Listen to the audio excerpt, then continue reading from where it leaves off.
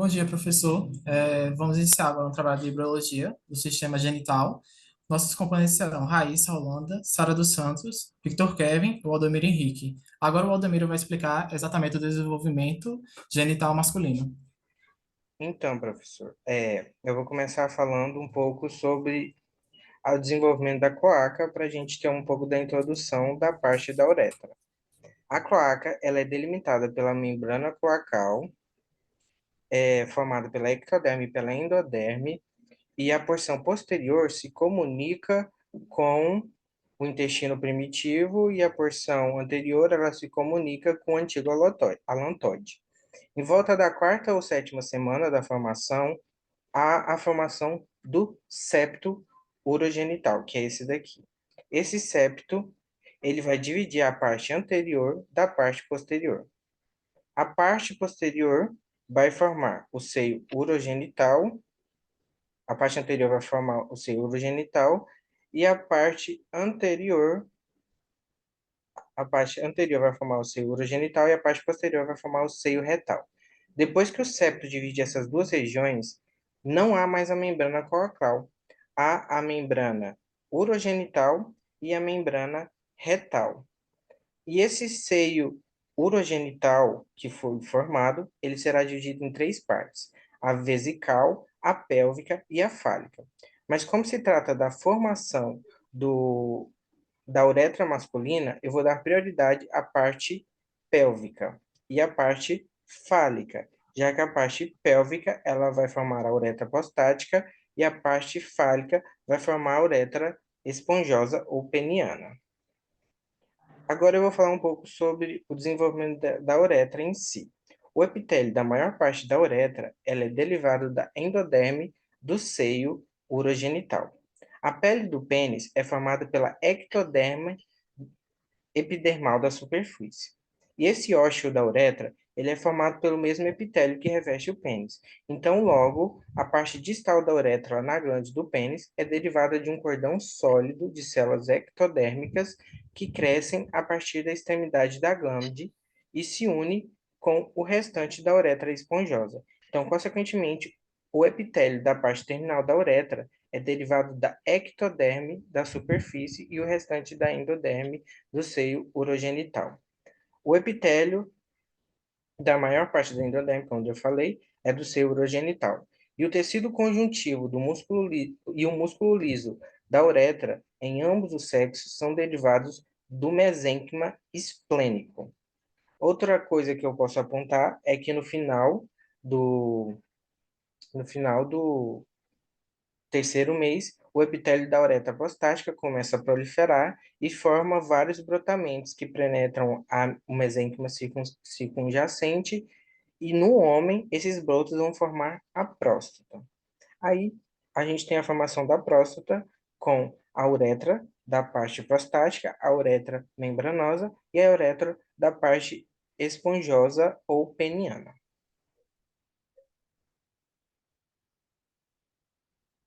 Bom, professor, agora eu vou iniciar a minha parte, que é o desenvolvimento da uretra feminina. Como foi dito pelo Aldemiro, é muito importante falar sobre o desenvolvimento embrionário anterior ao desenvolvimento da uretra definitivo feminina. É, Vou começar falando um pouco sobre a cloaca. A cloaca ela se origina no intestino posterior, como vemos na imagem. Temos intestino médio, intestino posterior e septo urogenital. A cloaca ela se forma no intestino posterior. Nós podemos ver, observar, que a cloaca ela vai se dividir em um septo urogenital, como foi dito pelo Odemiro. Esse septo urogenital surge a partir da quarta semana de desenvolvimento embrionário e que gradativamente ele vai fazendo uma separação da cloaca em duas porções, que é a porção anterior, que se chama seio urogenital, que é o que eu vou ressaltar posteriormente, e a porção posterior, que corresponde ao canal retal. Lembrando agora que o seio urogenital ela é contínuo, ela é contínuo com a estrutura alontóide, como podemos ver aqui na imagem. E na imagem também dá para ver essa penetração do septo urogenital na cloaca. Pode passar o Rodrigo para a próxima imagem. Agora eu vou falar um pouco sobre o seio urogenital, que é a parte do desenvolvimento da uretra feminina. O seio urogenital é separado em três partes, que é chamado parte cervical, que vai dar origem à bexiga, e tem que lembrar novamente que ela é contínua com a alantoide, e a outra parte se chama parte pélvica, que ela vai formar o colo da bexiga nos homens, já na mulher, ele forma toda a uretra feminina, ou seja, vou dar enfoque em si na parte pélvica. E a parte fálica, que nos homens ele vai, como foi dito pelo Waldemir, ele vai dar origem à uretra esponjosa masculina. Já na mulher não forma nenhuma porção. Ajuda apenas na parte genital feminina, como por exemplo o clitóris. Vale ressaltar também que o alantoide ele se liga ao umbigo, como nós podemos ver na imagem. E esse alantoide ele regride e vai iniciar uma atrofia, formando o chamado oráculo. E posteriormente no adulto se transforma no ligamento mediano umbilical. Por fim, eu quero ressaltar só esse finalzinho nessa imagem mais à esquerda, que mostra esse desenvolvimento da uretra feminina definitivo, que a uretra feminina, fazendo uma comparação, que aqui tem uma imagem do desenvolvimento da uretra feminina e ao lado direito temos o desenvolvimento da uretra masculina. Se percebermos, o desenvolvimento da uretra feminina, ela é mais curta e, portanto, a uretra só é originada na parte pélvica. Por isso que ela é um pouco mais curta do que a do homem. Já o homem, ela tanto é originada pela parte pélvica, como foi dita pelo Odemiro, como também na parte fálica.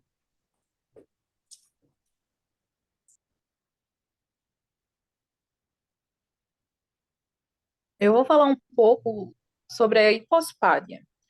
A hipospádia é a anomalia mais comum do pênis e resulta da produção inadequada de andrógenos pelos testículos fetais e ou de localização inadequada dos receptores hormônios andrógenos. No próximo slide, a gente vai verificar que estes defeitos, eles resultam da falha de canalização do cordão ectodérmico na glande e ou na falha da fusão das pregas urogenitais. Como consequência, no próximo slide, a gente vai ver a formação incompleta da uretra esponjosa, peniana, as diferenças no momento e no grau da insuficiência hormonal e ou na falha do desenvolvimento de sítios receptores contribui para os diferentes tipos de hipospadia. A gente vai verificar no próximo slide quais são os quatro tipos de hipospadia. Hipospadia da glande, que é o tipo mais comum, a hipospadia peniana, a hipospadia pênis-escroto e a hipospadia perineal. Uma em cada 300 crianças do sexo masculino, o orifício uretral externo é na superfície ventral da glande do pênis, que é conhecido como a hipospádia glandular, ou na superfície ventral do corpo do pênis, que é a hipospádia peniana. Geralmente, o pênis é pouco desenvolvido e curvado ventralmente. As hipospádias da glande e do corpo do pênis constituem cerca de 80% dos casos. Na hipospádia pênis-escroto, o orifício uretral está na junção do pênis com o escroto. Na hipospádia perineal, como vocês podem verificar, as pregas lábios escrotais não se fundem e o orifício uretral externo está localizado entre as metades não fusionadas do escroto. Como a genitália externa neste grave tipo de hipospádia é ambígua, pessoa com hipospádia perineal e criptorquidismo, que são os testículos não descidos, são às vezes erroneamente diagnosticados como pseudo-hermafroditas masculinos. Então, sobre hipospádia. A hipospádia é um defeito congênito urogenital raro, onde a abertura uretal ocorre no dorso do tubérculo genital, em vez do lado ventral, fazendo com que a urina saia na parte superior do órgão genital. A epispádia pode ocorrer isoladamente, mas muitas vezes acontece associada à estrofia da bexiga. Então, qual é a possível origem embriológica da epispádia? Ela pode ocorrer a partir de interações ectodérmicas mesenquimais defeituosas durante o desenvolvimento do tubérculo genital. Esse tubérculo ele se origina a partir do mesênquima, que está em multiplicação, e o desenvolvimento do tubérculo genital nos dois sexos acontece na extremidade cranial da membrana cloacal. Sobre a epispádia masculina. Ela tem a característica geral de, em meninos, a abertura da uretra se encontra na parte superior ou lateral do pênis.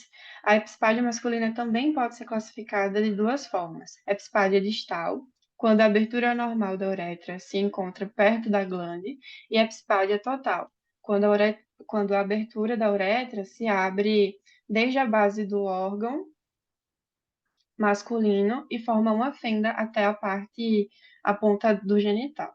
Os sinais e sintomas em meninos são o órgão curto, largo e com a curvatura anormal para cima, e pode ocorrer uma fenda na parte superior do pênis por onde sai a urina, incontinência urinária, infecções constantes e o osso da bacia alargado.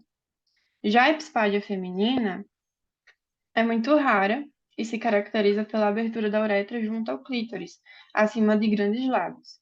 Os sinais e sintomas em meninas são clítoris dividido em dois, refluxo da urina para a bexiga, incontinência urinária, infecções e o osso da bacia também alargado.